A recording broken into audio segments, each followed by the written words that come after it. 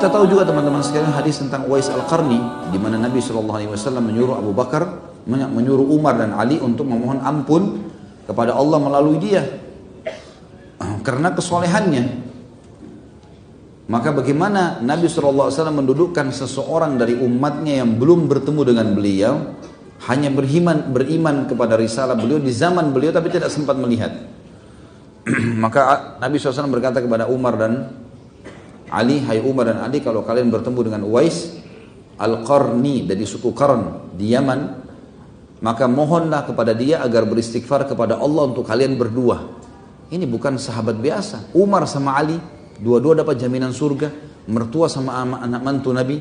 Ini luar biasa. Sengaja Nabi sebutkan kalimat ini supaya memotivasi semua yang lainnya. Muslimin. Umar bin Khattab dari zaman itu setiap musim haji ketemu sama orang gitu. Tentu Nabi SAW sebutkan cirinya. Orangnya berkulit ya, sedang, tidak putih, tidak juga gelap kulitnya. Tapi di tubuhnya pernah kena penyakit kulit dan tertinggal besar seperti koin dirham di pundaknya berwarna putih, belang. Ya.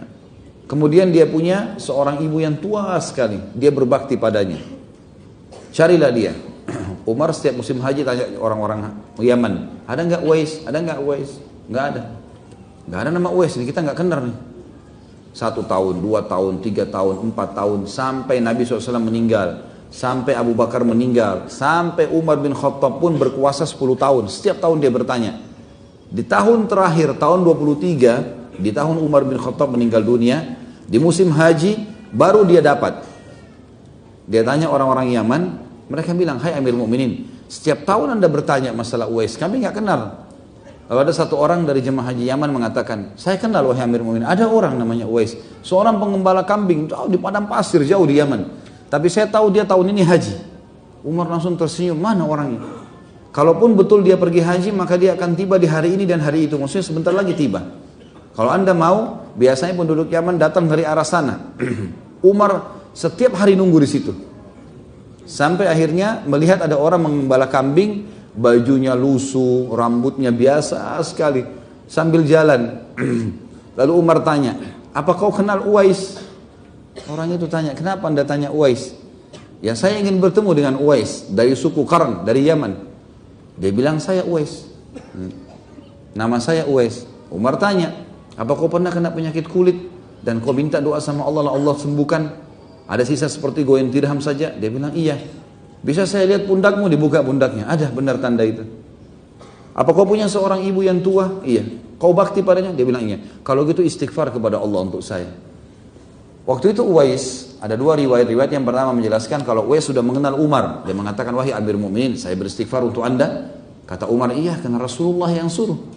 Riwayat yang lain, Uwais tidak mengenal, belum mengenal Umar. Lalu dia tanya, anda ini siapa? Kata Umar, saya Umar bin Khattab. Kaget Uwais, masyhur namanya, khalifah, sahabat Rasulullah. Apakah saya beristighfar kepada Allah untuk anda? Kata Umar, iya karena Rasulullah SAW yang suruh ini. Disebut nama saya, disebut nama kamu. Baik, dia istighfar kepada Allah. Uwais mengistighfar untuk Umar kepada Allah. Ya Allah ampunilah Umar, ampunilah keluarganya dan seterusnya. Selesai, Umar bin Khattab buru-buru lari, cari mertuanya dia. Mertuanya Umar Ali. Karena akhir hidupnya, Umar bin Khattab menikah dengan Ummu Kalthum, anaknya Ali bin Abi Thalib. Kamu Ali, hai Ali, Uwais ada, buruan, temuin gitu. Ali lari-lari diantar sama Umar sampai tiba di sana, masih ada Uwais dengan gembalaannya. Hai Uwais, istighfar untuk Allah kepada saya. Kata Uwais, siapa anda ini? Saya Ali bin Abi Thalib. Ali bin Abi Thalib. Ini luar biasa, ini tadi Umar, ini Ali lagi. Kaget dia, ini sahabat Nabi yang mulia. Kenapa? Rasulullah yang suruh.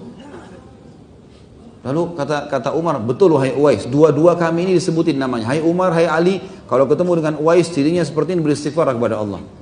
Rasulullah yang sebutin, iya. Baik, ya Allah ampunilah Ali, keluarganya, seterusnya. Selesai. Rupanya keduanya ini nggak bisa sabar, nyebarin ke muslimin.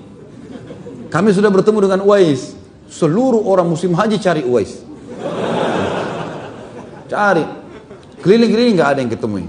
Nggak ada yang temuin. Sudah nggak ada Uwais. Satu tempat haji dicari nggak ada. Sama gembalaannya semua nggak ada. Disebutkan di sebuah riwayat, sebuah asar yang menyebutkan tentang kisahnya, Beberapa tahun kemudian, sekitar 5-6 tahun kemudian, ada orang yang melihat Uwais Al-Qarni di Irak. Jadi di musim haji itu dia tidak ada. Dia udah pulang, dia udah lari, dia tahu ada masalah nih. Dia pulang gitu. Maka dicari di Yaman pun, orang cari di Yaman ini jemaah haji pulang cari Uwais semuanya. Gak ada. Udah ada, hilang. 5-6 tahun kemudian ada orang mengatakan, saya bertemu dengan Uwais dengan cirinya di Irak. Dia sedang memungut makanan dari sampah muslimin. Orangnya miskin. Kemudian dia bersihkan makanan tersebut dan hampir setiap hari setelah dia bersihkan, dia tata makanan tersebut, kemudian dia membagi antara dia dengan orang-orang miskin yang lainnya. Dia bersihkan, kemudian dia bagi, kemudian dia keringkan kepada orang-orang itu. Makanya teman-teman sekalian, keluar sebuah istilah, Uwais adalah hamba Allah yang tidak dikenal di dunia, tapi dikenal di langit. Tidak dikenal di bumi, tapi dikenal di langit. Maka jadilah kalian semua, ya, kata orang yang mengingatkan ini, orang-orang atau hamba Allah yang dikenal di langit dan bukan dikenal di dunia. Kalau orang bisa menggabungkan dua-duanya, alhamdulillah. Tapi yang paling penting bagaimana menjaga hubungannya dengan Sang Pencipta, Allah Subhanahu wa taala. Jadi orang-orang yang dekat dengan Allah, dan kisahnya cukup banyak teman-teman sekalian. Kalau kembali di YouTube ada ceramah saya tentang para tabi'in, kisah para sahabat yang luar biasa bagaimana kedekatan mereka kepada Sang Pencipta Allah. Maka itulah kata kunci untuk menjadi waliullah, dan memuji mereka, membaca kisah mereka, mendekatkan diri dengan mereka, loyal dengan mereka adalah sebuah ibadah yang sangat dianjurkan. Sebaliknya kalau menyakiti mereka maka akan mengundang murkahnya Sang Pencipta Allah.